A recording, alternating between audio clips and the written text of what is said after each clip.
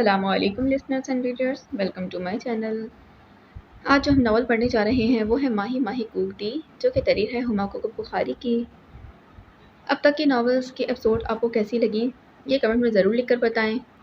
साथ ही चैनल को सब्सक्राइब करें और बेल आइकन को प्रेस करना हरगिज़ ना भूलें, ताकि हर नए आने वाले नावल की अपडेट भी आपको मिलती रहे। वीडियो को लाइक भी किया करें। चलिए शुरू करते हैं इसके किस्त नंबर 31। मैं शायद अभी ही कॉलेज छोड़ दूँ, उसने बज़ाहिर ऐसे कहा जैसे ये कोई बात ही ना हो। मेरे जाने से इस कदर भी उदास मत हो, मैं वापस आ जाऊंगा, एडी ने कहा। वो खामोश रही। क्या हुआ माँ, क्या बात है, तुम मुझसे कुछ छुपा रही हो क्या? एडी को पहली मर्तबा इस बात का एहसास हुआ था। तुमसे क्या छुपाना है, सिर्फ थक गई हूँ, दिल नहीं चाह रहा बातें करने का। तुम सब बातें करो, मैं सुन रही हूँ, वो बोली थी। ये मुंबई चली जाएगी शायद, नेहा ने मौका देकर जिक्र छेड़ा था। क्यों? इसका भाई नहीं चाह रहा कि ये यहाँ मजीद पढ़े, नेहा ने ही जवाब दिया। फिर तो कोई मसला ही नहीं। उमा, तुम अपने भाई को राज़ी कर लो कि तुम पूना में एडमिशन लेना चाहती। वैसे भी RCA की कुर्बानी देकर मैं चला आऊँगा। कैसा है? एडी को ख्याल आया था। और फिर बॉलीवुड की फिल्में बनाओगे? ला हौला वला कुव्वता। इससे ज़्यादा सड़ा आइडिया और कोई नहीं हो सकता, नेहा ने कहा। तुम क्यों हम दोनों के बीच दीवारें खड़ी करने पर तुल गई? मैं हॉलीवुड जाऊँ या बॉलीवुड या फिर लॉलीवुड? मैं अच्छी फिल्में ही बनाऊँगा और मेरी हर फिल्म की हीरोइन होगी उमा देवी, एडी ने मज़े से कहा। उमा उकताकर खड़ी हो गई। उसकी गोद में रखी एडी की किताब नीचे गिर गई।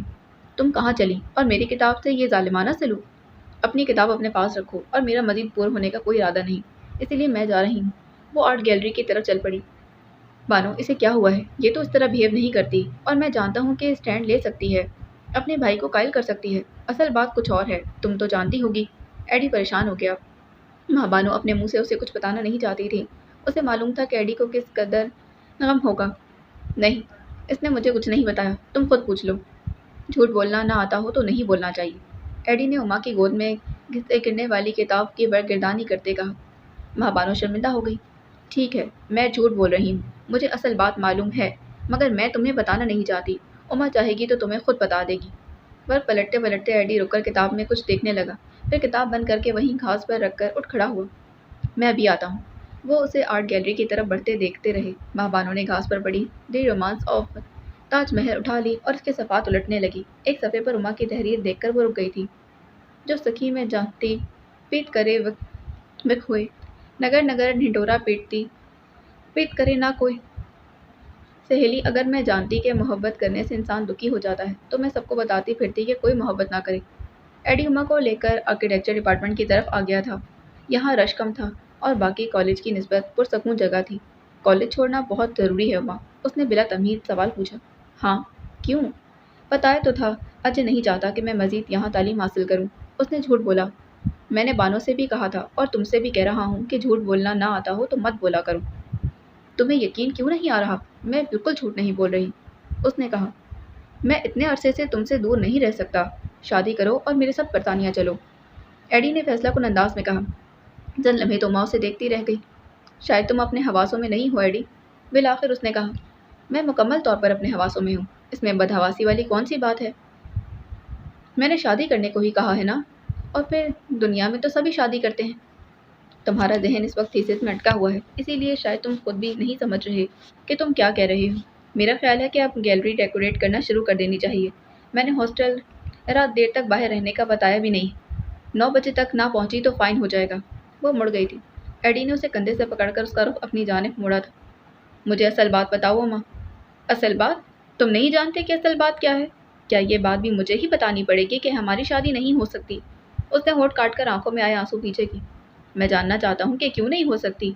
जब हम दोनों के दरमियान मोहब्बत हो सकती है तो फिर शादी क्यों नहीं हो सकती? वो उसकी आंखों में देखते बोला। इसलिए कि ना मैं तुम्हारे लिए अपना मज़हब तब्दील कर सकती हूँ और ना ही तुम मेरे लिए। करो अपना मज़हब तब्दील। कभी नहीं।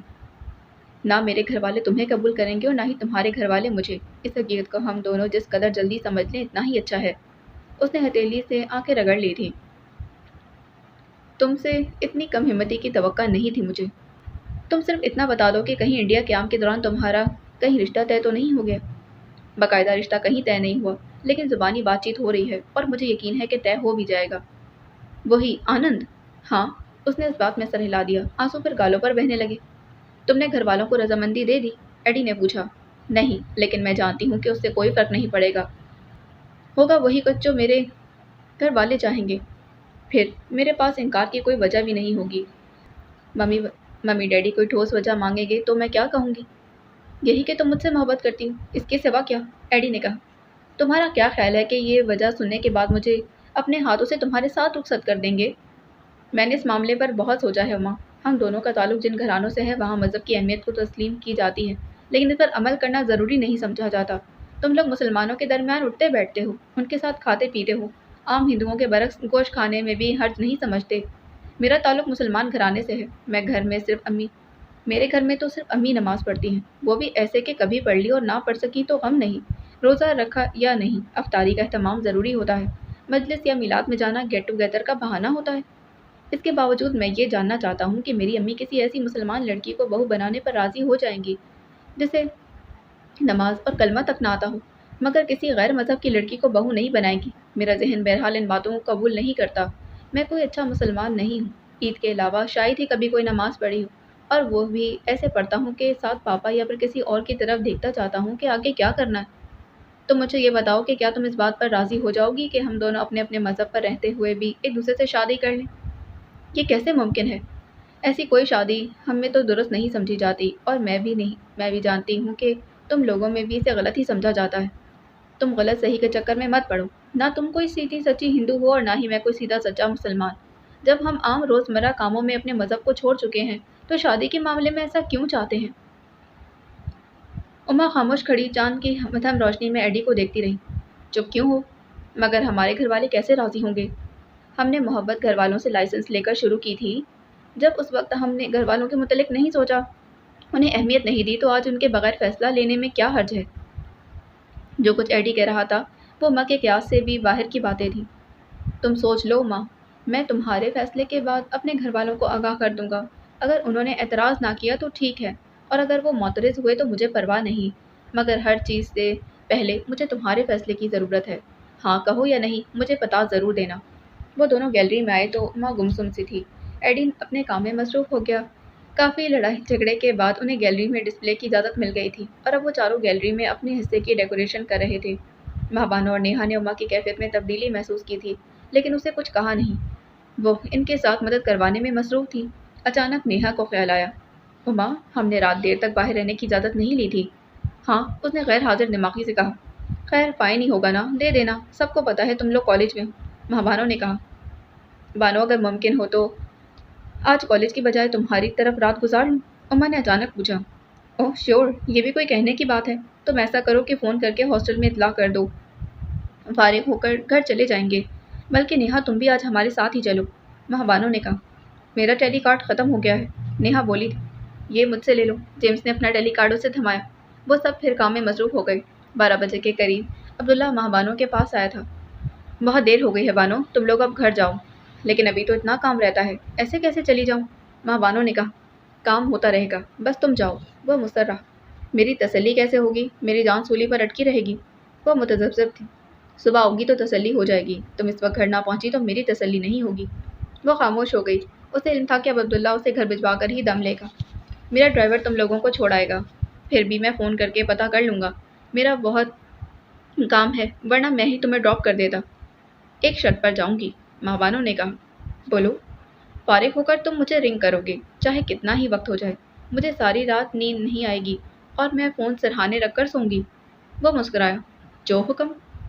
جب سے وہ لوگ پرانے گھر سے یہاں شفٹ ہوئے تھے، اماں نے ماں بانوں پر پابندیاں بھی کچھ کم کر دی تھیں۔ ایک تو ماحول بدل گیا تھا، اور وہاں کے برعکس یہاں کسی کو ایک دوسرے کی ٹو لینے کی عادت بھی نہیں تھی۔ بلکہ یہاں پر تو ہمسائے بھی برسوں گزر جانے کے باوجود اکثر ایک دوسرے سے ناواقف ہی رہتے تھے۔ پھر کچھ یہ بھی تھا کہ ابا جی چلے گئے تھے، اور وہ ان کی بہت لاڈلی تھی۔ ابا جی کے جانے کے بعد اماں جی کی توجہ کا سارا مرکز وہی تھی۔ کبھی امریکہ سے ابا جی کا فون آتا تو وہ انہیں بطور خاص تاکید کرتے تھے کہ ماں بانو ایک لمحے کے لیے بھی دکھی اور افسردہ نہ ہو، اسے جس چیز کی خواہش ہو وہ اسی وقت پوری کر دی جائے۔ اماں خود بھی اس کی دشمن تو نہیں تھی، وہ ان کی اکلوتی اولاد تھی اور انہیں اس سے کوئی کم محبت تو نہیں تھی۔ اب ماحول بدلا تو اماں کو احساس ہوا کہ ماں بانو کا ذہن اس کے ابا جی نے اس نئے ماحول کے مطابق ڈھالا تھا۔ وہ یہاں آ کر خوش تھی، اس کی سوچیں، اس کا انداز نشست اور برخاست یہاں کے ماحول سے مطابقت رکھتے تھے۔ اماں اسے خوش دیکھ کر خوش تھیں۔ وہ سارا دن اپنے کام میں مصروف رہتی تھی۔ صبح کالج، واپسی پر کھانا کھا کر کچھ دیر آرام کرتی، फिर घर के पिछले हिस्से में किचन के बाहर जो शहतूत का दरख्त लगा था उसके नीचे रखे चाक पर कुछ ना कुछ बनाती रहती। उसे ये काम करते देख अम्मा जी का दिल भर आता था। वो उसके पास आकर बैठ जाती, उसे काम करते देखती रहती, उससे बातें करती। शाम गहरी होने लगती तो दोनों अंदर आ जाती। अपनी ख्वाबगाह के साथ वाला कमरा उसने स्टूडियो बना रखा था और रात गए तक वहाँ काम करती रहती। बस अम्मा डिस्टर्ब होती थी तो उस वक्त जब वो अब्दुल्ला को फ़ोन करती या अब्दुल्ला का फ़ोन आता था, मगर वो खामोश रहती थी। जब तक अब्बा जी यहीं थे तब तक तो वो उसे डांट डपट लिया करती थी, लेकिन अब उसे कुछ कहने का उनको दिल ही नहीं चाहता था। वो तीनों घर पहुंची तो अम्मा जाग रही थी। कुछ खाया भी है या नहीं? मुझे तो लगता है कि भूखी ही उठाई। अम्मा काम ही इतना ज़्यादा था, शाम को चिप्स खा लिए थे और बस, इसके बाद मौका ही नहीं मिला। वो बोली थी, कसम से आंटी इस वक्त सख्त भूख लग रही है। नेहा ने कहा, मैं अभी खाना गर्म करती हूँ, रोटियाँ मैंने नहीं पकाई थी, कुछ खबर ही नहीं थी कि तुम कब आओगी। रोटियाँ पड़ी पड़ी ठंडी हो जाएं, तुम लोग बैठो, मैं थोड़ी देर में खाना लाती हूँ। मैं आपकी मदद कर देती हूँ। उमा उठी थी। महाबानो और नेहा ढीठों की तरह लाउंज में बैठी रही। उमा खाना चुन रही थी जब अब्दुल्ला का फ़ोन आया था। थोड़ी देर उससे बात करके और उसे ये तसल्ली देकर के वो खैरियत से घर पहुंच गई हैं, वो खाने के लिए आ गई। उमा ने दो चार निवाले लेकर छोड़ दिया था। अम्मा उस पर खाने के लिए जोर देती रही। महाबानो और नेहा ने अलबत्ता उसे इसरार नहीं किया। ख्वाबगाह में पहुंचकर वो तीनों बिस्तर और कालीन पर बैठ गई थी। तुम लोगों का सोने का इरादा नहीं? नेहा ने कहा था। मुझे तो नींद नहीं आ रही, वैसे भी अब्दुल्ला ने कहा था कि वो काम ख़त्म करके फ़ोन करेगा। महाबानो ने कहा, और तुम्हें क्यों नींद नहीं आ रही? उसने उमा की तरफ देखा। वो खामोशी से कालीन के डिज़ाइन पर उंगली फेरती रही। हुआ क्या है उमा, अब तो बता दो प्लीज़, तुम हमसे तो कुछ भी नहीं छुपाती। महाबानो ने कहा, एडी ने शादी का प्रपोजल दिया है। वो बोली, सच? हाँ, वो बोली। फिर तुमने क्या कहा? नेहा ने बेताबी से पूछा। मैंने क्या कहना है, सिवाय अपने खदशात और जन हकीकतों के। लेकिन उसने एक अजीब व गरीब तजवीज़ रख दी। कहने लगा कि हम अपने अपने मज़हब पर कायम रहते हुए शादी कर लेते हैं। उमा ने बताया, लेकिन ये कैसे मुमकिन है? ऐसा तो मुमकिन ही नहीं। महाबानो कुछ ना समझी थी। मैंने भी तो यही कहा, मगर वो मुख्तलिफ अंदाज में सोच रहा था। उमा ने उन्हें तफसील से अपनी और एडी की गुफ्तगू सुना दी। आम हालत में मज़हब पर अमल करना या ना करना और बात है। मैं मानती हूँ कि हम में से कोई भी अच्छा मुसलमान नहीं, लेकिन शादी ब्याह। माँ बानो कहते कहते रुक गई थी। तो मुसलमान क्यों नहीं हो जाती उमा? नेहा ने बेचारगी से कहा। मुझे नहीं पता कि एडी को मज़हब से कितनी वाक़फ़ियत है। मुझे लगता है कि बिल्कुल ही नहीं है। कुरान पाक में वाज़ेह तौर पर बता दिया गया है कि ऐसा नहीं किया जा सकता। हाँ, अगर मर्द या औरत अपना मज़हब तब्दील करके इस्लाम कबूल कर लें तो शादी मुमकिन है। मेरी मालूमात तो यही कहती हैं कि ऐसा करने वाला दायरा इस्लाम से ही खारिज हो जाएगा। इससे कोई फ़र्क नहीं पड़ता कि वो खुद को मुसलमान कहलाने पर मुसर है और गैर मज़हब में शादी भी करना चाहता है।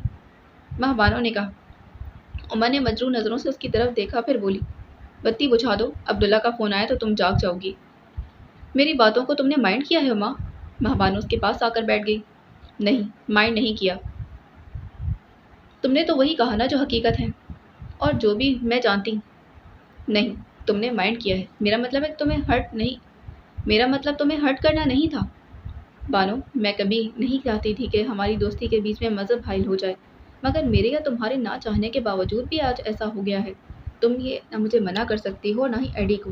इस बात पर तुम्हारा जोर नहीं, लेकिन मैं जानती हूँ कि अगर हमारी शादी इसी सूरत में हुई तो तुम दिल से खुश नहीं होगी। शायद तुम कोई बहाना बनाकर इसमें शिरकत भी ना करो। तुम सब दिल से चाहते थे कि मेरी और एडी की शादी हो, लेकिन इस सूरत में नहीं जो आज एडी ने पेशकश की है, बल्कि इस सूरत में कि मैं मुसलमान हो जाऊँ अपनी मोहब्बत और एडी की खातिर, और यूँ किसी को भी कोई मसला दरपेश नहीं आएगा। और कुछ नहीं तो तब भी ये तुम सबकी ख्वाहिश ज़रूर थी। और मैं ये भी जानती हूँ कि हमारे बिछड़ जाने का तुम सबको दुख होता बहुत शदीद, मगर अब मैं भी जानती हूँ कि इस तरह हमारे मिलने की निस्बत तुम सब हमारा बिछड़ना ज़्यादा पसंद करोगे। दुख तो होगा तुम सबको, लेकिन इस दुख को अपनी ज़हनी कशमकश से तरजीह दोगे। मुझे बताओ कि जब तुम मज़हब के मामले में इतनी सी बात पर रिकनसाइल नहीं कर सकते, तो मुझसे क्यों तवक्का रखते हो कि मैं पूरा मज़हब ही तब्दील कर लूँ? मुझसे वो क्यों कुछ मांगते हो कि जो मैं नहीं दे सकती? क्या इस वक्त तुम दोनों में से कोई मज़हब तब्दील कर सकता है, चाहे अपनी ही मोहब्बत की खातिर? फिर मैं ऐसा कैसे कर सकती हूँ? ये सब तो 7 जन्मों में भी मुमकिन नहीं। मैं भी तुम जैसी आम ही लड़की हूँ। मेरा जहन, मेरी तालीम, मेरा सोचने का अंदाज, सब कुछ तुम दोनों जैसा है। फिर तुम लोग मुझ पर इतनी बड़ी तौक़ात क्यों वाबस्ता कर रहे हो? हम लड़कियां तो यूं भी नफसियाती तौर पर मज़हब के साथ ज़्यादा ही करीब होती हैं। एडी जिसने इस हद तक तजवीज़ दी है वो भी मज़हब तब्दील करने के मुतल्लिक नहीं सोच सकता। फिर मैं ही क्यों? वो खामोश बैठी रही। थोड़ी देर बाद नेहा बोली थी, प्लीज़ उमा, तुम इस्लाम का मुताला करके तो देखो। तुमने तुमने कितना मुताला किया है नेहा? क्या पढ़ रखा है तुमने इस्लाम के बारे में? तुम तो पैदाइशी तौर पर मुसलमान हो, फिर भी कितना कुछ जानती हो। वो खामोश हो गई थी। तुमने इस तजवीज़ के बारे में क्या सोचा है? महाबानो ने पूछा। मैं जानती हूँ कि मेरे घर वाले तो दूर की बात, तुम जैसे दोस्तों की दुआएं भी हमें नहीं मिलेंगी। फिर भी मैं कोशिश ज़रूर करूँगी। मैं पछताना नहीं चाहती और ना ही फेलियर या लूज़र की हैसियत से ज़िंदगी गुजारना चाहती हूँ। मैंने कहा था ना कि इन लड़कियों में से नहीं जो मोहब्बत किसी और से करती हैं और शादी किसी और से। मैं कोशिश ज़रूर करूँगी। I don't want up as a loser, उसने कतई अंदाज में कहा। वो बत्ती बुझाकर लेट गई। नींद महबानों की आंखों से कोसों दूर थी। यह हकीकत है कि मैं उमा और एडी की इस अंदाज में होने वाली शादी में शिरकत नहीं कर सकती, हालांकि वो दोनों मेरे बहुत प्यारे दोस्त हैं। ये भी हकीकत है कि मेरे दिल के बहुत अंदर ही ख्वाहिश मौजूद थी कि उमा एडी की खातिर मुसलमान हो जाए, लेकिन मैं ये कभी नहीं सोच सकती थी कि उमा की परवाज़ कितनी है। उसके जहन पर बार बार उमा के अल्फाज गूंज रहे थे। मैं पछताना नहीं चाहती। I don't want up as a loser. Zaheer के अलावा सबकी ज्यूरी अच्छी हो गई थी, हालांकि सब रात भर के जागे हुए थे, मगर अभी तक बिल्कुल जाको जवन थे। सुबह 4:45 बजे महबानों का अब्दुल्ला का फ़ोन आ गया था। पहली घंटी पर ही रिसीवर उठा लिया गया। मैं भी घर पहुंचा हूँ और पहला काम ये किया है कि तुम्हें फ़ोन करूँ, उसने कहा। मुझे ये बताओ कि काम तो ठीक तरीके से ख़त्म हो गया ना? महबानों ने पूछा। हाँ, हो गया। मेरा और एडी का तो हो ही गया। हम बाकी सबकी हेल्प कराते रहे। खैर, अब तुम सो जाओ, मैंने ख्वामख़ा तुम्हें डिस्टर्ब किया। बिल्कुल भी नहीं, बल्कि मैं तो इंतज़ार में कब से जाग रही थी, वो बोली। अम्मा और बाबा जान भी शाम को पहुँचे हैं, मेरा इंतज़ार करके सो गए हैं। तुम भी सो जाओ ताकि सुबह फ्रेश हो, भाबानो ने मशवरा दिया। अभी सो गया तो फिर शाम से पहले नहीं जाग सकूंगा। अभी मेरा ऐसा कोई इरादा नहीं। अच्छा, फिर मेरी बात सुनो। वो फ़ोन उठाकर गैलरी में निकल आई थी। सुनाओ, वो बोला।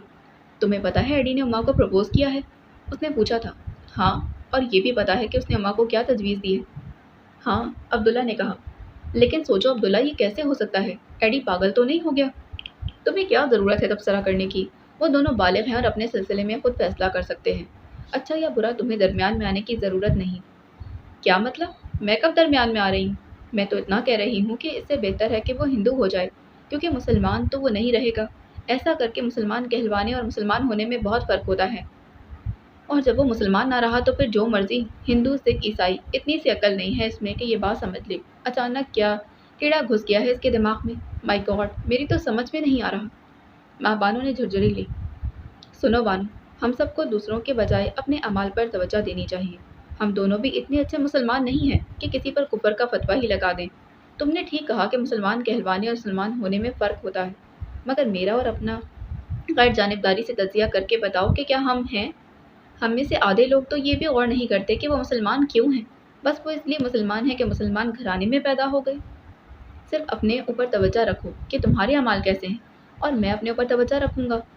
अगर हम सब अपने अपने ऊपर तवज्जो दें तो हमारे आधे मसाइल हल हो जाएंगे। माशरा फ़र्द से कायम होता है, और हर फ़र्द गैर जानिबदारी से अपना तजिया करता रहे, अपनी गलतियाँ दुरुस्त करता रहे तो माशरा सुधर जाएगा। ये नहीं कि हम खुद तो कुछ करते रहें जो भी दिल चाहे, और दूसरे को फ़र्द जुर्म तैयार करने में मसरूफ़ रहें। अब्दुल्ला के कहने पर उसने इस मौजू पर दोबारा किसी से बात नहीं की थी।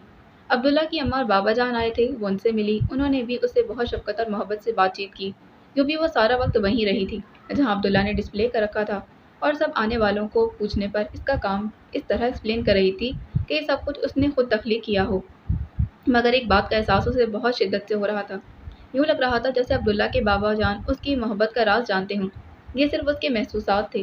कोई इस बारे में पूछता तो शायद वो कोई ठोस वजह बयान ना कर सकती। बस एक एहसास था। उन्होंने मुंह से तो कुछ नहीं कहा, रवैये से कुछ ज़ाहिर नहीं किया, बज़ाहिर कोई ऐसी बात भी नहीं की जिससे वो अपने एहसासात की बुनियाद बना सकती। जैसे ही उसे एहसास हुआ, उसने गैर महसूस अंदाज में उन्हें खोजने की कोशिश शुरू कर दी। इनका रद्द-ए-अमल जानना चाहती थी। ये मालूम करना चाहती थी कि उनकी आंखों में उसके लिए खुशामदीद की चमक थी या वहीं रुक जाने की तंबी। मगर वो कुछ जान नहीं सकी थी। हाँ, एक महूम सा ख्याल था उनकी निगाहों में। रेशमा की जो जगह थी वो शायद उसे ना मिल सकती। वो एक तरफ जरीना खाला की बेटी थी तो दूसरी तरफ रजब अली की बेटी। बाबा जान के दिल में एक तरफ वो रिश्ता मोहब्बत का नरम गोशा था और दूसरी तरफ खून का रिश्ता, जबकि महबानो सिर्फ अब्दुल्ला की पसंद थी और बस। जो हक हैदर बाबा अपने बाबा जान से अपने लिए तलब कर रहे थे, क्या वही हक अब्दुल्ला को भी देंगे? ये सवाल मुसलसल उसके जहन में गर्दिश कर रहा था, लेकिन उसके पास इसका कोई जवाब नहीं था। रिजल्ट आउट हुआ तो एडी की डिस्टिंक्शन थी। عبداللہ کو آنرز ملا تھا اور جیمز بھی پاس ہو گیا تھا۔ ہاں، ظہیر کو فیل کر دیا گیا۔ وہ سخت اپسیٹ تھا۔ جسے پتہ چلتا تھا وہی کوئی نہ کوئی تبصرہ شروع کر دیتا۔ او گاڈ، تھیسس میں فیل کر دیا؟ اوہ نو، یہ تو بہت برا ہوا۔ اب اس کا کام فیل ہونے والا بھی نہیں تھا، ضرور اسے وکٹمائز کیا گیا ہے۔ تھیسس میں فیل کرنے سے بہتر تھا کہ اسے پہلے ہی تھیسس سے روک دیا جاتا۔ یہ تو بیچارے کے ساتھ سخت ناانصافی ہوئی ہے۔ ویسے اس نے کوئی نئی چیز بھی نہیں دی، چلو پرانی دے دیتا، لیکن کچھ تو تبدیل کرتا۔ خیر، جیورز کو بھی کچھ نہیں آتا تھا، سب نکمے بطور جیورز بلوا لیے جاتے ہیں۔ میں نے تو پہلے ہی کہہ دیا تھا کہ یہی ہوگا، اس کا کام بس اہم ہی تو تھا۔ غرض جتنے منہ اتنی باتیں ہیں۔ چھٹیوں سے پہلے وہ سب ایک مرتبہ پھر عبداللہ کے گھر جمع ہوئے تھے۔ فائنل ایئر تو تھیسس کے بعد کالج کو الوداع کہہ چکی تھی، لیکن ماہبانو، اما اور نیہا کی کل سے چھٹیاں شروع ہو رہی تھیں۔ اب تم سب نے ہماری منگنی پر ضرور آنا ہے، میں کوئی بہانہ نہیں سنوں گی کسی کا بھی، نیہا نے کہا۔ گروپ میں ہونے والی پہلی منگنی ہے، آئیں گے کیوں نہیں، ایڈی بولا تھا۔ عمر، بانو، تم لوگوں نے بھی آنا ہے، وہ ان سے مخاطب ہوئی۔ مجھے تو اماں گاؤں ضرور پٹکیں گی اور نانا جی کی تاکید کر کے جائیں گی کہ وہ بھی مجھے مرغیوں کے ڈربے میں بند کر دیں تاکہ میں کہیں نکل نہ سکوں۔ اسلام آباد تو بہت دور کی بات ہے۔ ماں بانو نے منہ بنایا۔ یہ نہیں چلے گا عبداللہ، یہ تمہاری ذمہ داری ہے کہ بانو کو لے کر آؤ، وہ بولی تھی۔ میں کان سے پکڑ کر لاؤں گا، تم فکر مت کرو، اس نے کہا۔ اور اماں، تم نے بھی آنا ہے، میں کوئی بہانہ نہیں سنوں گی، نیہا اس سے مخاطب ہوئی۔ میں کل سکھر جا رہی ہوں اور پتہ نہیں وہاں حالات کیا صورتحال اختیار کریں۔ میں فرینکلی کہہ رہی ہوں کہ تم سے کوئی وعدہ نہیں کر سکتی، البتہ کوشش ضرور کروں گی۔ میں نے کوئی بات نہیں سنی، بس تمہیں آنا ہے، وہ مصر تھی۔ میرا مسئلہ حل کرو، کوئی ترکیب بتاؤ کہ میں گاؤں نہ جا سکوں، میں بالکل بھی نہیں جانا چاہتی، ماں بانو نے فریاد کرنے والے انداز میں کہا۔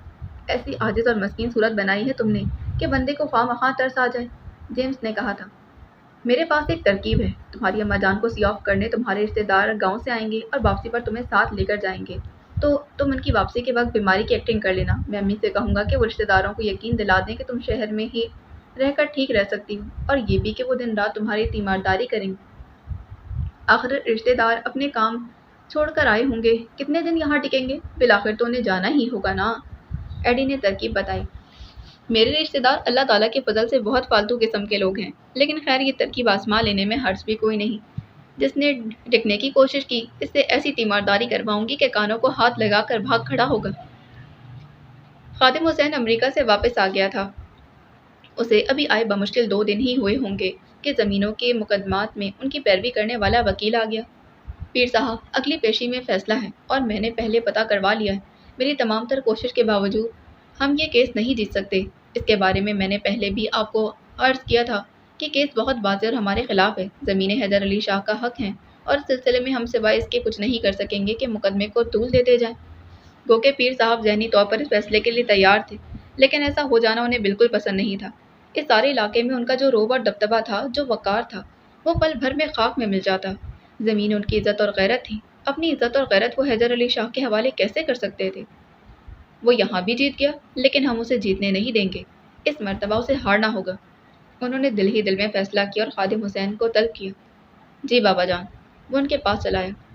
زمینوں کے مقدمے کا فیصلہ ہونے والا ہے، ہمیں معلوم ہوا ہے کہ یہ فیصلہ حیدر علی شاہ کے حق میں ہو رہا ہے، انہوں نے کہا۔ اس کا اندازہ تھا مجھے، وہ سوچتے ہوئے بولا، لیکن اسے جیتنا نہیں چاہیے کسی بھی صورت، انہوں نے کہا۔ پیسہ خرچ کریں بابا جان، پیسے میں بہت طاقت ہوتی ہے، یہاں پیسہ خرچ کر کے بھی ہم نہیں جیت سکتے اور ہار ہم کسی صورت برداشت نہیں کریں گے، وہ بولے تھے۔ پھر آپ کیا چاہتے ہیں؟ حیدر علی کا سر؟ آپ صرف حکم کریں۔ نہیں، حیدر علی بیتا ہوا کل ہے، ہمیں اس کا کٹا ہوا سر نہیں، اس کی ٹوٹی جھکی ہوئی کمر چاہیے۔ عبداللہ؟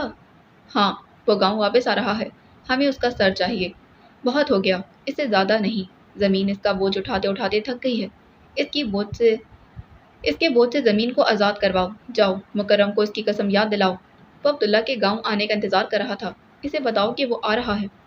بہت بہتر بابا جان، وہ اٹھ کھڑا ہوا۔ اس کے جانے کے بعد پیر صاحب کمرے میں تنہا رہ گئے، اور تنہا ہوتے ہی اس کے ذہن میں ریشما کی تصویر ابھر آئی تھی، اس کی آنکھوں میں آنسو تھے۔ پیر صاحب، ریشما آپ کی سگی اولاد ہے، پھر بھی آپ کو پتہ کیوں نہیں چلتا کہ وہ کیوں رو رہی ہے؟ اس کے آنسو اپنی داستان خود نہیں سنا رہے، آپ سننا نہیں چاہتے یا پھر سن نہیں سکتے؟ یاسمین بیگم کی آواز گونجی تھی اور ان کے تصور میں ریشما کی جگہ زرینہ نے لے لی، اس کی آنکھوں میں آنسو تھے۔ مجھ سے محبت کا دعویٰ ہے پیر صاحب؟ کیسی محبت کی ہے آپ نے؟ میری نشانی، میری اکلوتی بیٹی کے ساتھ یہ سلوک؟ نہیں, آپ کسی سے محبت نہیں کر سکتے، جھوٹ بولتے ہیں آپ کہ آپ نے مجھ سے محبت کی ہے، پوری شدت کے ساتھ۔ مجھے کھو کر آپ کو میری محبت کا احساس ہوا، کیا رشما کو بھی کھو کر ہی اس کی قدر و قیمت پہچانیں گے آپ؟ انہوں نے انگلیوں میں پکڑا ہوا سگار ایش ٹرے میں مسل دیا۔ اب بہت دیر ہو چکی ہے زرینہ، واپسی کا کوئی راستہ نہیں رہا۔ وہ یہ مقدمہ ہار جاتا تو شاید ہم عبداللہ کے بارے میں اپنا فیصلہ تبدیل کر دیتے، مگر اب نہیں۔ بہت دن پہلے ہمارے بابا جان نے ہمیں بہت قیمتی سبق دیا تھا۔ انہوں نے کہا تھا کہ حویلی کی عزت اور وقار کے سامنے ہر رشتہ ہیچ ہے، اور پھر ہماری رشما کو بھائیوں سے اتنی محبت ہے کہ وہ ان کے مقابلے میں دنیا کی ہر نعمت، ہر رشتہ ٹھکرا سکتی ہے۔ انہوں نے سوچا تھا۔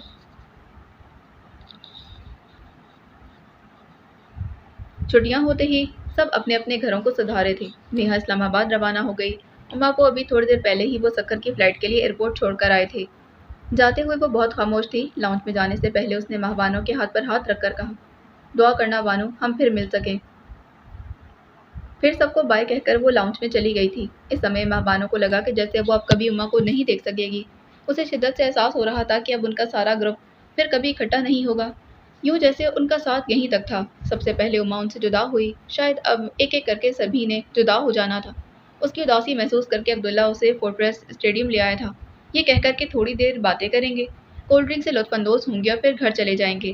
اندھیرا پھیل چکا تھا اور وہ کار میں ہی بیٹھے تھے۔ تم بھی آج گاؤں چلے جاؤ گے؟ ماہ بانو نے اداسی سے کہا۔ ہاں، تمہیں گھر ڈراپ کر کے ساتھ ہی نکل جاؤں گا۔ اماں اور بابا جان بھی ساتھ ہوں گے۔ پتہ نہیں اماں کا کیا بنے گا، اس کا ذہن وہیں اٹکا ہوا تھا۔ یہ سوچو کہ ہمارا کیا بنے گا؟ عبداللہ ہنس پڑا۔ اور چاہے سب مان جائیں، میری اماں جان تو کبھی بھی نہیں مانیں گی۔ اس کے انداز میں بےچارگی تھی۔ وہ بھی مان جائیں گی، بس تم ان سے الجھنا چھوڑ دو۔ میں کب الجھتی ہوں؟ پھر وہ قدرے توقف سے بولی۔ پتہ ہے عبداللہ، مجھے لگتا ہے کہ تمہارے بابا جان کو ہمارے متعلق اندازہ ہو گیا ہے۔ یہ تو بہت اچھی بات ہے، لیکن تم نے کیسے محسوس کیا؟ پتہ نہیں، بس میری فیلنگ ہے۔ یہ اندازہ نہیں مجھے کہ مجھے اندازہ نہیں کہ انہیں یہ بات اچھی لگی ہے یا بری۔ بری لگنے کا کیا سوال؟ تم نہیں جانتے نا؟ ماہ بانو کے انداز میں افسردگی اتر آئی۔ کیا نہیں جانتا؟ اب کیا فائدہ بتانے کا؟ جب میں بتانا چاہتی تھی تو تم سننا نہیں چاہتے تھے، اور اب میں بتانا نہیں چاہتی۔ اب کچھ بتائے تو ہر بات الجھ جائے گی۔ البتہ اتنا سمجھ لو کہ تمہارے بابا جان ریشما کو مجھ پر یا کسی اور لڑکی پر ترجیح ضرور دیں گے۔ ماہ بانو نے کہا، شادی مجھے کرنی ہے، پھر اسے کیا فرق پڑتا ہے کہ وہ کسے ترجیح دیتے ہیں؟ یہ کہہ دینا آسان ہے، تم چاہے ان کی بات نہ مانو، اپنی منوا لو، لیکن ساری عمر کے لیے بدمزگی تو پیدا ہو جائے گی نا۔ پتہ نہیں تم نے کیا کیا وہم پالے ہوئے ہیں، ان کا علاج نہیں ہے میرے پاس۔ عبداللہ نے سگریٹ سلگاتے کہا۔ بہرحال تم ابھی گھر میں کوئی بات مت کرنا، کم از کم 2 سال تک تو بالکل نہیں۔ ابھی میں پورے ذہنی سکون کے ساتھ پڑھنا چاہتی ہوں۔ مجھے کون سی جلدی؟ تم آرام سے اسٹڈیز مکمل کرو، اس کے بعد دیکھ لیں گے۔ عبداللہ بولا۔ زہرہ اور زینی کیسی ہیں؟ ماہ بانو نے موضوع بدل دی۔ زہرہ تو ایڈجسٹ کر گئی ہے، لیکن زینی ابھی تک ایڈجسٹ نہیں ہو پائی۔ اس نے کہا، اب تو انہیں زیادہ وقت ہو گیا ہے، زینی کو بھی ایڈجسٹ ہو جانا چاہیے۔ بہت پریشان کیا ہوا ہے اس نے، اس کے رزلٹس بھی بہت برے آ رہے ہیں۔ گورننس کے مطابق وہ پڑھ ہی نہیں رہی، آدھا دن روتے ہوئے گزارتی ہے، مگر واپس بھی نہیں آنا چاہتی۔ اس نے بتایا تھا۔ پھر میں نے امر بابا جان سے کہا کہ وہ نیو یارک کا ایک چکر لگا کر آئیں۔ اب تو میں بھی فارغ ہوں، زمینوں کی دیکھ بھال کا بھی کوئی مسئلہ نہیں، مگر بابا جان کا خیال ہے کہ ان کے بجائے مجھے اور اماں جان کو جانا چاہیے۔ ٹھیک کہہ رہے ہیں نا وہ، تم اور اماں جان چلے جاؤ، تمہارا تو گرین کارڈ بھی ہے، بلکہ میں تو کہتی ہوں کہ تم مزید تعلیم کے لیے امریکہ ہی چلے جاؤ، زینی بھی تمہاری موجودگی میں خوش ہو جائے گی۔ ماہ بانو نے کہا، نہیں، اب میں چاہتا ہوں کہ بابا جان کو بھی تھوڑی سی چھٹی ملے، انہوں نے بہت سی ذمہ داریاں اٹھائی ہوئی ہیں۔ اب میں فارغ ہو گیا ہوں تو میرا فرض ہے کہ انہیں آرام کرنے دوں اور ان کی جگہ خود سنبھالوں۔ میری بات سنو عبداللہ، تم بابا جان کی غیر موجودگی میں گاؤں میں نہیں رہو گے۔ ماں بانو نے سنجیدگی سے کہا۔ کیوں؟ کیا ہر مرتبہ یہ بتانا ضروری ہے؟ تم نہیں جانتے کہ پیر صاحب کے بیٹوں نے کیا قسم کھائی ہے؟ میں تو اس حق میں بالکل بھی نہیں کہ تم گاؤں جاؤ۔ میں گاؤں نہیں جاؤں اور اپنی موت کے ڈر سے ساری زندگی کبھی یہاں کبھی وہاں چھپتا رہوں؟ کیا اس طرح کبھی موت نہیں آئے گی؟ اور تمہارا خیال ہے کہ بابا جان مجھے موت سے بچا لیں گے؟ یاد رکھو، جہاں اور جب میری موت لکھی ہے وہیں آ کر رہے گی۔ جب اسے آنا ہوگا تو ساری دنیا مل کر بھی مجھے بچا نہیں سکے گی، پھر ڈرنے اور گھبرانے کی کیا ضرورت؟ ماں بانو منہ پھیر کر کھڑکی سے باہر دیکھنے لگی۔ اسے معلوم تھا عبداللہ کا جواب اسی قسم کا ہوگا۔ اس کے پاس الفاظ نہیں تھے عبداللہ کو قائل کرنے کے لیے۔ ناراض ہو گئی؟ اس نے ماں بانو کا رخ اپنی طرف پھیرا۔ کیا ناراض ہونا؟ تم کون سا پھر بھی میری بات مان جاؤ گے؟ مجھے لگتا ہے عبداللہ کہ جیسے تم ہر قدم پر اپنی موت کی طرف جاتے جا رہے ہو، جانتے بوجھتے ہوئے۔ تمہیں اپنی سمیت کسی کی بھی پرواہ نہیں۔ اس کی آواز بھرا گئی تھی۔ مجھے سب کی پرواہ ہے، تمہاری بھی اور اپنی بھی۔ میں نے اپنے بابا جان کو ہمیشہ سر اونچا کر کے چلتے ہی دیکھا ہے۔ انہوں نے ہر قسم کی تکلیف اٹھائی، پھر بھی کوئی ان کا سر نہیں جھکا سکا۔ اور یہ الگ بات، تم کیا چاہتی ہو کہ میں اب صرف اپنی موت کے خوف سے اپنا سر جھکا لوں؟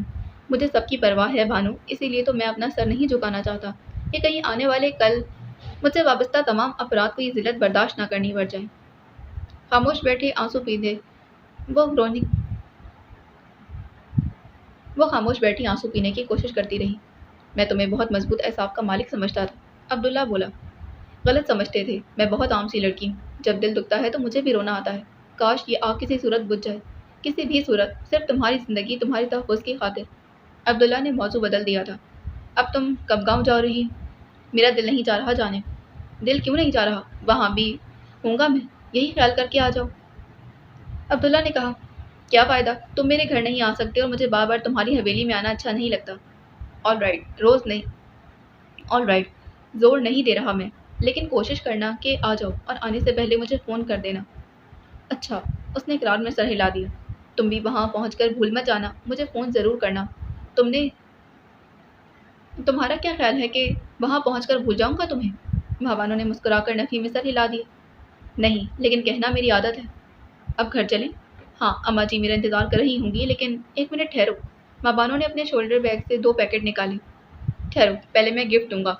عبداللہ کو اچانک یاد آ گیا۔ اس نے کارڈ کا ڈیش بورڈ کھول کر ایک پیکٹ مہابانو کی طرف بڑھایا۔ یہ کیا ہے؟ مہابانو کے ہونٹوں پر مسکراہٹ پھیل گئی۔ کھول کر دیکھ لو۔ مہابانو احتیاط سے ریپر کھولنے لگی۔ اس طرح پیکٹ کھولو گی تو کھولنے میں سال بھر لگ جائے گا، عبداللہ نے کہا۔ میری عادت ہے کہ ریپر بھی سنبھال کر رکھنا ہوتا ہے نا۔ اس نے اندر رکھی ہوئی پرفیوم کی شیشی نکالی تھی۔ آہا، بجن! وہ خوش ہو گئی۔ تھینک یو عبداللہ، اور یہ تمہارے؟ مہابانو نے بیگ سے نکالتے دونوں پیکٹ عبداللہ کی جانب بڑھا دیے تھے۔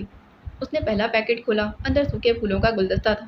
واہ، فوری، زبردست! اس کی ارینجمنٹ میں نے خود کی ہے، مہابانو نے کہا۔ بہت اچھی ہے۔ پھر عبداللہ نے دوسرا پیکٹ کھولا۔ اس میں 2 دیے تھے۔ اس نے مسکرا کر مہابانو کی طرف دیکھا۔ وہ بھی ہنس پڑی۔ یہ میں نے خود بنائے ہیں، اچھے ہیں نا؟ اس نے بچوں کی سے جوش سے پوچھا تھا۔ ہاں، بہت ہی اچھے اور خوبصورت بھی۔ جب بھی تمہیں میری یاد آئے تو ان دیوں کو روشن کر دینا۔ اور پھر رک گئی تھی۔ اور پتہ نہیں کیا، کافی دن سے کوئی افسانہ نہیں پڑھا ہے۔ میں نے البتہ چند دن پہلے الادین کی کہانی پڑھی ہے۔ مزہ تو تب ہو کہ میں دیے کو جلاؤں اور تم حاضر ہو جاؤ۔ مہابانو ہنس پڑی تھی۔ نوری تھوڑی دیر قبل ہی شوٹنگ سے واپس آئی تھی۔ میک اپ اتار کر نہا دھو کر ابھی وہ بستر پر آئی ہی تھی کہ جنت بائی آ گئی۔ تھک گئی ہو؟ انہوں نے بیٹھے ہوئے پوچھا۔ ہاں، بہت زیادہ۔ میں تمہارا زیادہ وقت نہیں لوں گی، تم آرام کرو۔ میں صرف یہ پوچھنے آئی تھی کہ کافی دن رجب علی شاہ نہیں آیا، کچھ پتہ ہے کیوں نہیں آ رہا؟ جنت بائی نے کہا۔ زیادہ دن تو نہیں ہوئے، ہفتہ بھر ہوا ہے شاید، آ جائے گا، وہ بولی تھی۔ اور نہ آیا تو؟ جنت بائی کے لہجے میں خدشات تھے۔ وہ ہنس پڑی تھی۔ یہاں نہیں آئے گا تو کہاں جائے گا؟ آپ ایسی وہمی تو نہیں تھی ممی، پتہ نہیں رجب علی شاہ کے معاملے میں آپ کو کیا ہو جاتا ہے۔ اب تک تو سب کچھ میری مرضی کے مطابق ہو رہا ہے، اور میں نہیں چاہتی کہ اچانک کہیں کچھ غلط ہو جائے۔ وہ زیادہ دن ایک عورت کے ساتھ نہیں رہتا۔ وہ دن گئے ممی، اب بڈھا ہو گیا ہے وہ، اور مجھ سے بڑھ کر کون ہوگی جس کے پاس جائے گا؟ اس کی تو سد بدھ ہی مار دی ہے میں نے، نوری نے کہا۔ پیسے سے سب کچھ خریدا جا سکتا ہے ممی، وقت بہت کچھ تبدیل کر دیتا ہے۔ بے شک اس کے ہاتھ میں پیسہ ہے، لیکن یہ وقت اس کا نہیں، اس کے بیٹوں کا ہے۔ جوانی ڈھل جائے گی تو عقل بھی ختم ہو جائے گی۔ یہ احساس ہی بہت تکلیف دہ ہوتا ہے کہ جوانی ختم ہو گئی اور بڑھاپا شروع ہو چکا ہے۔ میں چاہتی ہوں کہ اب اس کھیل کا اگلا راؤنڈ شروع کیا جائے، جنت بائی نے کہا۔ کون سا راؤنڈ؟ اسے چاروں شانے جت کرنے کا راؤنڈ۔ اسے کچھ دکھائی نہ دے سوائے ایک لفظ کے۔ نوری، میں چاہتی ہوں کہ اب وہ سر کے بل چل کر یہاں آئے، تمہارا طلبگار بن کر۔ بس ممی، اتنی سی بات ہے، جو آپ چاہتی ہیں وہی ہوگا۔ کریمن کھلی ہوئی سانسوں کے درمیان ریشما کے کمرے میں پہنچی تھی۔ بی بی، بڑا غضب ہونے والا ہے حویلی میں، بہت آگ لگے گی، بڑا خون بہے گا۔ ریشما کو لگا جیسے اس کا دل دھڑکنا بھول گیا ہو۔ اللہ خیر، کیا ہوا ہے؟ ابھی تو کچھ نہیں ہوا، پر ہونے والا ہے۔ ہائے بی بی، میری تو روح کانپ رہی ہے، سوچ سوچ کر کہ کیا ہوگا گاؤں میں۔ کچھ بتاؤ گی بھی کہ نہیں؟ میرا دل دہلانے آ گئی ہوں، ریشما نے کہا۔ जो ہے نا بیبی، وہی اپنا رمضان، اس نے کہنا شروع کیا۔ اس نے بتایا ہے مجھے۔ کیا بتایا ہے؟ ریشما کی الجھن بڑھ گئی۔ کہہ رہا تھا کہ کسی کو نہ بتانا، پر بیوی مجھ سے تو ایسی باتیں چھپائی نہیں جاتی آپ سے۔ ریشما کے قریب کھسک آئی تھی اور آستانہ لہجے میں بولی، پیر صاحب نے بڑے شاہ صاحب کو طلب کیا تھا۔ زمینوں کے مقدمے کا فیصلہ بڑی حویلی کے خلاف ہو رہا ہے۔ پیر صاحب چاہتے ہیں کہ اس سے پہلے ہی عبداللہ شاہ صاحب کو قتل کر دیا جائے۔ ریشما کا دل ڈوبنے لگا۔ کیا کہہ رہی ہو؟ پاگل تو نہیں ہو گئی؟ لیں بی بی، اس میں پاگل پن کی کیا بات ہے؟ قسم لے لیں، مجھے خود رمجو نے بتایا ہے۔ اب عبداللہ شاہ صاحب واپس آ رہے ہیں گاؤں۔ ان کی پڑھائی ختم ہو گئی ہے۔ آپ کے سامنے ہی تو قسم کھائی تھی آپ کے بھائیوں نے۔ بہت انتظار کیا ہے انہوں نے شاہ صاحب کے قتل کا بدلہ لینے کا۔ ریشما کے اندر قطرہ قطرہ بہت سے آنسو جمع ہو رہے تھے۔ ایک طوفان سا اٹھ رہا تھا۔ بابا جان کو ایک لمحے کے لیے احساس بھی نہیں ہوگا کہ میرے دل پر کیا گزرے گی۔ انہیں تو مجھ سے بہت محبت ہے، پھر میرا خیال کیوں نہیں آیا؟ اس نے دکھے دل کے ساتھ سوچا۔ خود سوچیں بی بی، کریمن ریشما کی حالت سے بے خبر کہتی جا رہی تھی۔ جس کا ایک بیٹا ہو اور وہ بھی قتل ہو جائے، وہ کیا نہیں کرے گا اپنے دشمنوں کے ساتھ؟ انصاف کی بات پر آ جائے تو پھر حیدر علی شاہ صاحب کو انصاف کی بات ہے۔ ابھی تو حیدر علی شاہ صاحب نے کسی کو کوئی تکلیف نہیں پہنچائی، مگر ان کے بیٹے کو کچھ ہو گیا تو وہ خاموش نہیں بیٹھیں گے، آگ لگا دیں گے بڑی حویلی میں۔ ہاں، یہاں سب آگ ہی لگانا چاہتے ہیں۔ یا اللہ، وہ کون ہوگا جو آ کر اس آگ کو بجھائے گا؟ ریشما نے آنکھیں موند کر آنسو پیچھے دھکیلے۔ بی بی، طبیعت تو ٹھیک ہے؟ ہاں، میں ٹھیک ہوں، اس نے خود پر قابو پاتے کہا۔ سن کریمن، ذرا اپنی آنکھیں اور کان کھول کر رکھنا، اور جو کچھ بھی اس بارے میں سنو مجھے بتاتی رہنا۔ G B be. اس کے جانے کے بعد ریشما کمرے میں تنہا رہ گئی تھی۔ اس بات کا تو اسے یقین تھا کہ کریمن نے جو کچھ کہا وہ درست تھا۔ اس کے بھائی عبداللہ خون کے پیاسے تھے، بس موقع ملنے کی دیر تھی۔ یہ بھی غلط نہیں تھا کہ اپنے اکلوتے بیٹے کی جان کو خطرہ پہنچنے کی صورت میں حیدر بابا بھی چین سے بیٹھے، پھر ایسی آگ بھڑکتی کہ جو دونوں گھرانوں کو تباہ کر دیتی۔ یا اللہ، کیا کروں؟ اس کی سمجھ میں نہیں آ رہا تھا۔ کیا ایسا ہی رہے گا ہمیشہ؟ دشمنی کی آگ کبھی ختم نہ ہوگی؟ کیا کسی صورت میں حیدر بابا کو بتا دوں؟ اگلے ہی لمحے اس کی آنکھوں کے سامنے امداد علی کی خون میں لتپت لاش آ گئی تھی۔ نہیں، وہ رو پڑی تھی۔ میں یہ نہیں کر سکتی، انہیں بھی نہیں کھو سکتی، اپنے بھائیوں کی لاش بھی نہیں دیکھ سکتی۔ میں کیا کروں؟ اسے اندازہ نہیں ہوا کہ کتنی دیر گزر گئی تھی۔ جب دروازے پر دستک ہوئی تھی، انداز خادم حسین کا تھا۔ اس نے جلدی سے آنسو پوچھے۔ دروازہ کھلا اور خادم حسین کے ساتھ مکرم بھی اندر آ گیا تھا۔ آپی، آپ اکیلی کیوں بیٹھی ہیں؟ الجھن نہیں ہوتی؟ مکرم نے بیٹھتے ہوئے پوچھا۔ نہیں، مجھے الجھن نہیں ہوتی، اس نے آہستہ سے کہا۔ ریشما، روئی ہو؟ خادم حسین نے اس کی طرف بغور دیکھا۔ اس کی آنکھیں بھربھرا رہی تھی۔ اس نے سر جھکا لیا۔ نہیں تو؟ مکرم کے لیے ریشما کے آنسو برداشت کرنا بہت مشکل تھا۔ کیا ہوا آپی؟ آپ کیوں رو رہی ہیں؟ اس نے آنسو ہتھیلی کی پچ سے پونچھ لی۔ کچھ نہیں۔ کچھ تو ہے، اس نے اصرار کیا۔ امداد بھائی کا خیال آ گیا تھا۔ اس کی آنکھوں میں دوبارہ آنسو آ گئے۔ مکرم اور خادم نے ایک دوسرے کی طرف دیکھا۔ ٹھیک ہے ریشما کہ امداد چلا گیا، لیکن ہم بھی تو ہیں نا تمہارے بھائی۔ امداد کے خیال سے اداس ہو جاتی ہو، ہم میں سے کسی کو بلوا لیا کرو، مجھے تمہارا رونا اچھا نہیں لگتا، خادم حسین نے کہا۔ اب بھی آپ کے آنسوؤں کا بدلہ تو میں خود لوں گا اپنے ہاتھ سے۔ مکرم کے لہجے میں عبداللہ کے لیے نفرت تھی۔ نہیں نہیں، وہ چلائی اور چہرہ دونوں ہاتھوں میں ڈھانپ کر رو پڑی۔ آپی، مکرم اس کے چہرے پر سے ہاتھ ہٹانے لگا۔ ریشما کو روتے دیکھ وہ بے چین ہوگی۔ کیا ہوا؟ آپ کیوں رو رہی ہیں؟ ریشما نے اپنے ہاتھ چھڑا لی۔ کتنی آنکھ لگاؤ گے تم سب کچھ جلا کر راکھ کر دو گے، کتنا خون بہاؤ گے؟ نہ تم میں سے کسی کے لیے اپنی زندگی کی کوئی اہمیت ہے اور نہ ہی کسی دوسرے کی۔ چھوٹی چھوٹی باتوں پر خون خرابہ کیا معنی؟ یہ بھی احساس نہیں کہ سارا خون اپنا ہی ہے، یہاں بہے یا حیدر بابا کی حویلی میں۔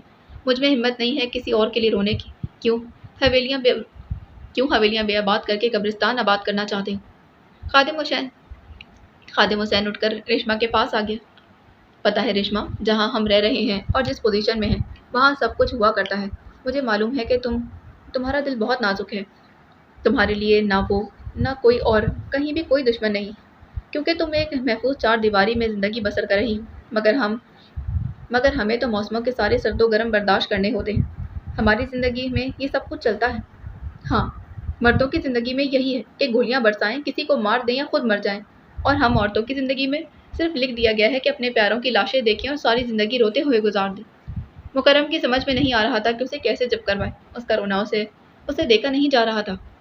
آپ بھی پلیز روئے نہیں، مجھ سے برداشت نہیں ہوتا۔ خود آنسو دیتے ہو اور کہتے ہو کہ رو مت، کاش تم سمجھ سکتے، جان سکتے، یا پھر یہاں مہبانو ہی ہوتی۔ مکرم نے خادم حسین کی طرف دیکھا۔ اسے بلوا لو ریشما، خادم حسین نے کہا۔ چاہو تو فون کر لو، چاہے خط لکھ لو۔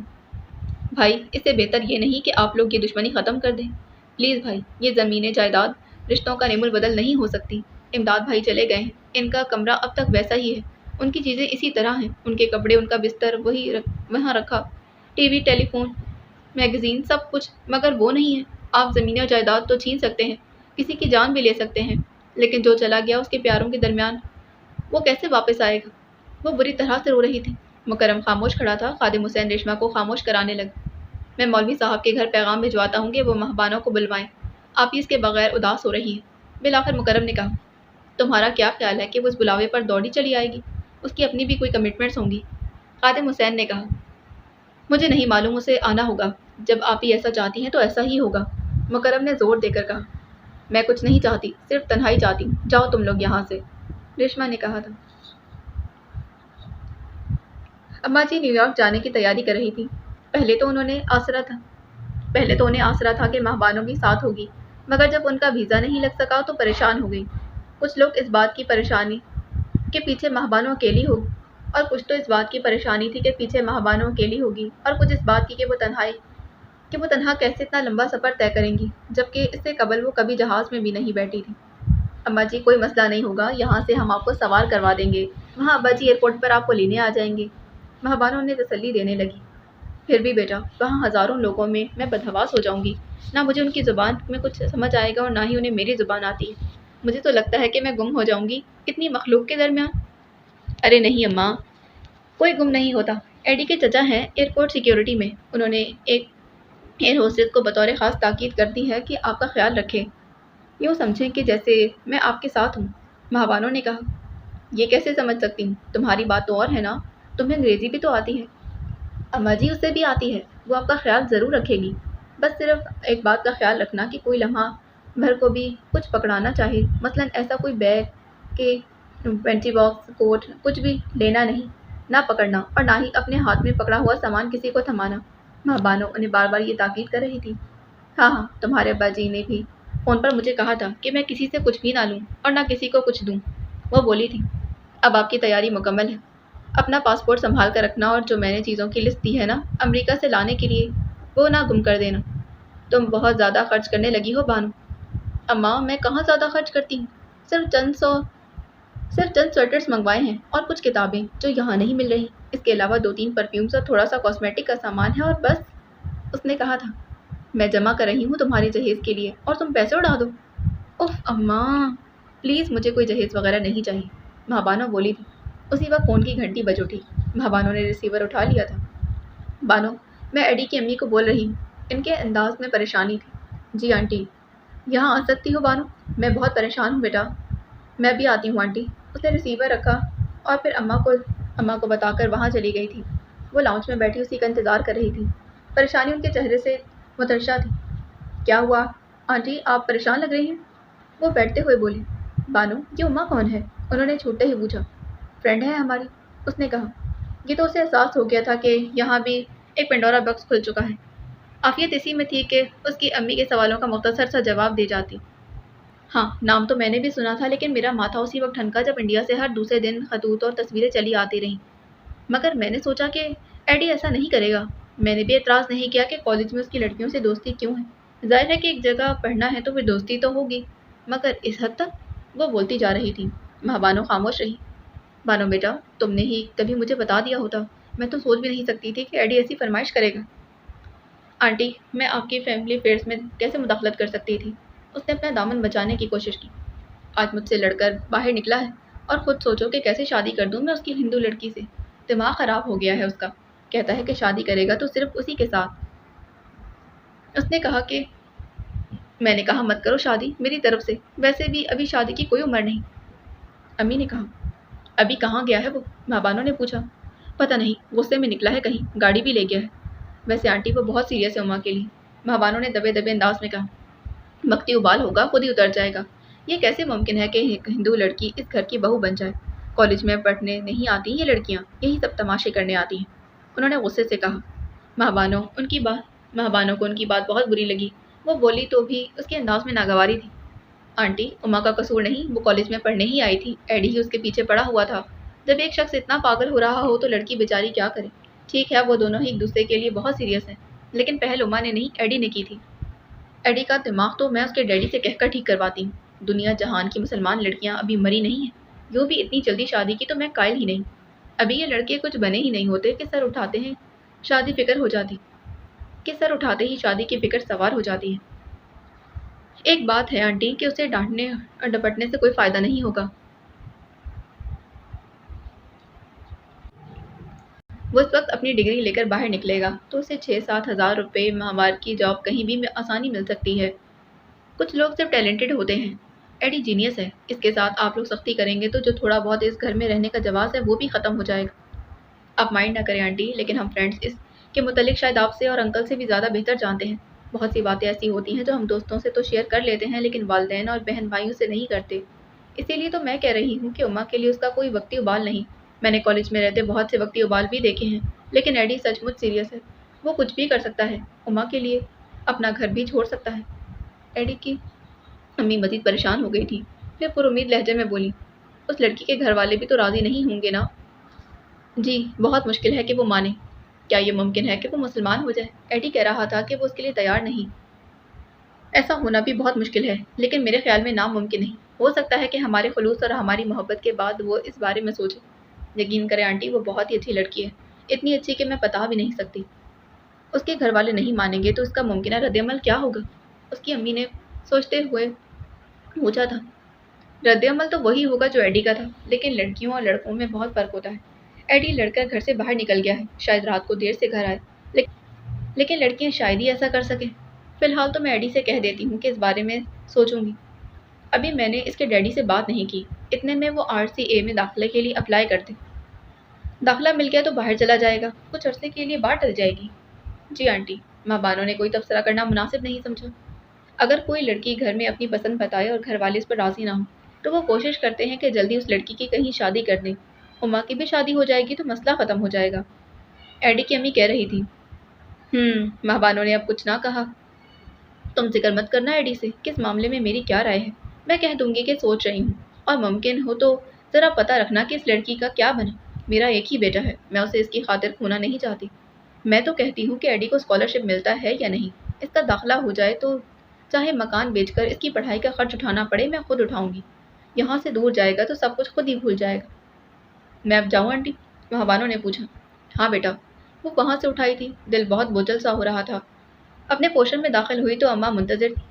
इतनी देर लगा दी बानू? अभी थोड़ी देर पहले तुम्हारे नाना जान का फ़ोन आया था, हवेली से कर रहे थे। खैरियत थी ना? हाँ खैरियत ही थी। अपनी रेशमा है ना, वो बहुत उदास हो रही है तुम्हारे बगैर। उन्होंने तुम्हारे नाना जी को बताया कि बानू की भी छुट्टियाँ हो गई हैं। अब मुझे अमेरिका मैंने तुम्हारे नाना जी को बता दिया है कि बानू की भी छुट्टियाँ हो गई हैं। अब मुझे अमेरिका जाना हुआ तो पीछे से घर में अकेला तो नहीं छोड़ूंगी ना। जाहिर है गाँव ही आएगी वो, अम्मा ने बताया। आपने कह दिया कि मैं गाँव आऊँगी? उसका दिल चाहा कि अपना सर पीट ली। तो और क्या, तुम नहीं जाओगी गाँव? उन्होंने आंखें निकाली। वो बहुत नवाबजादी है ना रेशमा, जब उदास होती है तो आ जाने को कह देती है, और मैं गाँव जाकर उदास होती हूँ, इसकी किसी को परवाह नहीं। वो धम से सोफे पर बैठ गई। देखो ना बेटा, वो तो एक चार दीवारी में कैद है बेचारी, और तुम अपनी मर्जी की मालिक हो। कॉलेज भी जाती हो, घूम फिर लेती हो, कभी मार्केट चली जाती हो, अपनी पसंद की चीज़ें भी ले लेती हो। तुम्हारी उदासी दूर करने के लिए तो बहुत कुछ है। वो गरीब कहाँ जाए, ले देकर एक तुम ही हो जिससे वो अपने दिल की बात कह देती। महीनों इंतज़ार करती है तुम्हारा, तब मुलाकात होती है। अम्मा जी ने प्यार से उसे समझाया था। अम्मा, वो तो अपने दिल की बात कह देती है, मैं किससे कहूँ? मेरी बात ना कोई सुनता है और ना ही समझता है। आप भी नहीं, अब्दुल्ला भी नहीं, उसने अजरतगी से कहा। अम्मा कुछ देर के लिए गुमसुम हो गई। इससे पहले कभी भी इस तरह अब्दुल्ला का जिक्र नहीं किया था। मैं रेशमा के पास जाती हूँ ना तो वो मुझसे सब कुछ छीन लेती है, मेरी यादें भी। फिर भी उसे कोई कुछ नहीं कहता, फिर भी मैं ही कसूरवार गिरदानी जाती हूँ। उसने मजरू अंदाज में कहा और उठ खड़ी हूँ। कहाँ जा रही हो बानो? मैं तुम्हारी बात सुनूंगी भी और समझूंगी भी। मैं माँ हूँ तुम्हारी, सब कुछ कह दो मुझसे। माँ बानो चंद लम्हे बेयकीनी से उनकी तरफ देखती रही, फिर उनकी गोद में सरक कर बेतहाशा रो दी।